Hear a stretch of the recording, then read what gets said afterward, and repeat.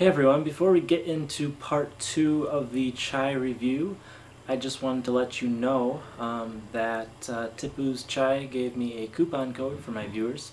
If you are interested in trying any of the teas, the chais made by Tipu's Chai that I reviewed in the last couple episodes, you can get them on their website, and if you use the special coupon code CHAI4LEAVES, right up there on your screen right now, you will get an additional 10% off your purchase. So if you're interested in trying those, try that code out and get a little deal. Alright, here we go with part 2 of the Slow Brew Chai review.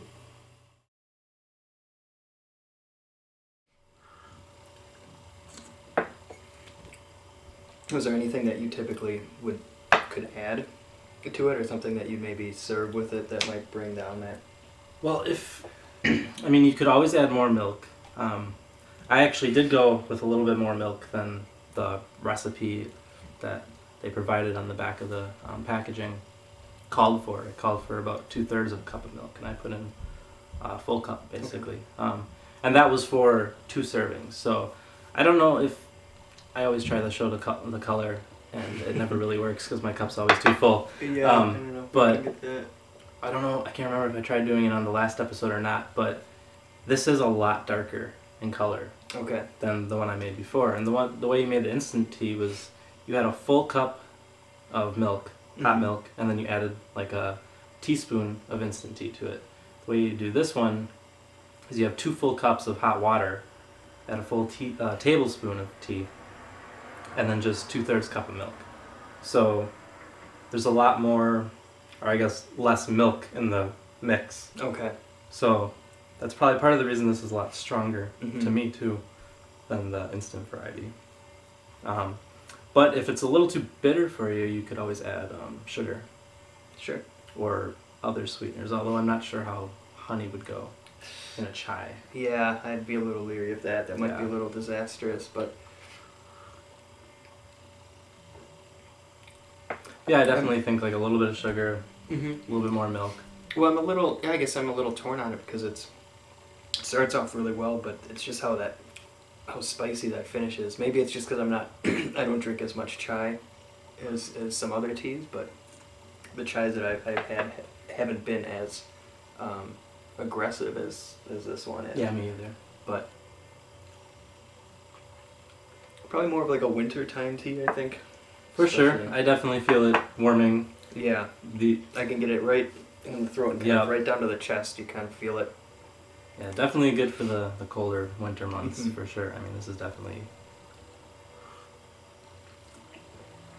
spicier than any other thing, but it's interesting. I definitely don't taste that cocoa. No, no. That was from my first taste. I think I was really hoping for that cocoa. So if you smell it now, after you've tasted it, do you get anything different, or do you still get that same? You know, I still get that same almost sweet taste to it. You know, I think a lot of that might be the milk.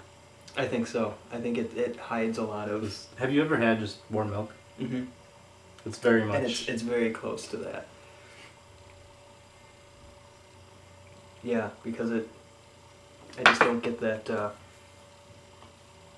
That's why I think it's definitely it's probably a chai drinker's chai. I think. You know what I mean? Definitely. Where it's. I think you really have if to. You're really into chai. Yeah. And you're always wanting more from it, more punch in the face. This would be the one to go with. If you're more into the coffee shop variety chai latte, like you might get at Starbucks or around this area, like Altera or something like that, I'd probably recommend going with maybe the instant variety. Okay. Yeah. But the slow brew, I mean, I guess you could always go less on the amount that you put in. Sure. But I think unless you're really into chai and spicy, because like now it's like it's very prominent in the back of your throat now. It's definitely very, very spicy. It burns.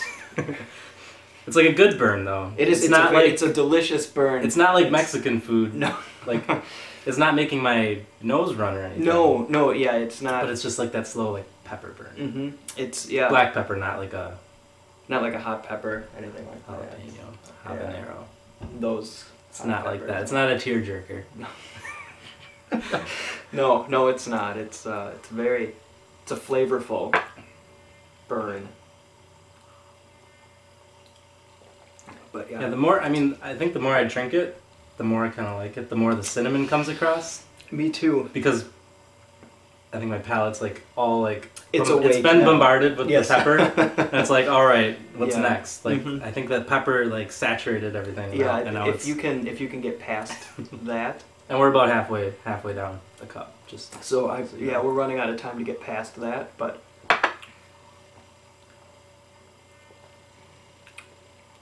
Yeah, it gets a little better. Yeah. I think as it goes on, or maybe we're just getting used to it. That might be too numb to the to the whatever the pain. But overall, I don't know. What would you say? Overall, on like a 0 to 10 kind of scale. I've never really rated teas before on the show. Yeah, this is a special occasion. This is special. Overall, I'd probably give it. I'd probably give it about a 6, just because I'm not as familiar with chai as other people might be. Also because I think I was thrown off, probably like we said about the milk. I was expecting maybe a sweeter. I'm like I said before, I'm more familiar with cinnamon heavy chai tea, so I was a little more expecting that. But I do think you get used to that pepper, that spiciness as you go on. But I'd say probably about a solid 6. Okay. I'd probably say somewhere like 7.5, 8. Okay. For me, I like spicy, bittery types like foods. I like spicy foods and that kind of stuff. I know like some wines have like a pepper component, and whenever that's there, I get excited in wines. So this is a lot compared to what you might find in wine, but I like those kind of like dark, heavy flavors like that. So I'd probably rate it a little bit higher for me, but. I guess I'm not used to it's a very complex tea, and a lot of, there's a lot of things that go into most teas, but you can usually dissect it pretty well. Right. This one is usually just a leaf.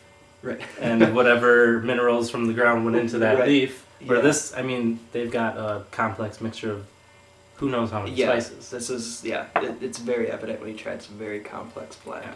So. And it's definitely still spicy. Yeah, I haven't still taken feel a it sip for probably a minute. Yeah, still feel it in the back of my throat. This sticks with you.